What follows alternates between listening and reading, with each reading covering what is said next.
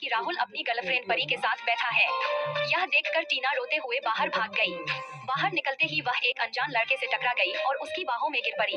टीना बोली, सॉरी, मेरी गलती है। फिर उसने कहा, मेरा नाम टीना है, और आपका? लड़का बोला, रॉबिन।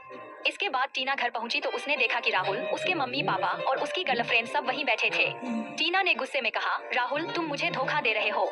पापा बोले, टीना, तुम कैसी बातें कर रही हो? यह सुनकर टीना बेहस करने लगाकर रोने लगी। थोड़ी देर बाद राहुल उसके कमरे में आया और बोला, टीना बाबू, गुस्सा मत करो। जो तुम सोच रही हो वैसा कुछ नहीं है। टीना ऑफिस जाने लगी तो उसकी माँ से बेहस हो गई। टीना रोते हुए ऑफिस चली गई। तभी उसे उसी अजनबी लड़के यानी रॉबिन का मैसेज आया। दोनों मिले और बातें करने लगे।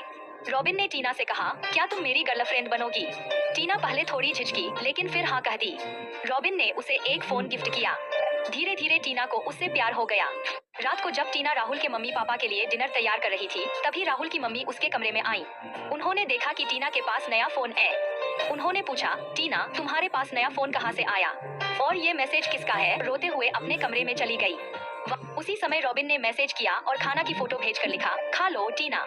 इसके बाद राहुल के मम्मी पापा उसे ताने देने लगे। गुस्से और दुख में टीना बोली, अब मैं इस घर में नहीं रहूंगी। और वह रोते हुए घर से भाग गई। रात में वह अकेली सड़क पर थी। उसने रॉबिन को कॉल किया। रॉबिन तुरंत वहां पहुंच गया और बोला, चोट कैसे लगी? अब सवाल ये है, क्या टीना दोबारा अपने पति राहुल के घर जाएगी या फिर रॉबिन के साथ नई जिंदगी शुरू करेगी? जानने के लिए मेरे चैनल को सब्सक्राइब करें। दोस्तों, टीना राहुल के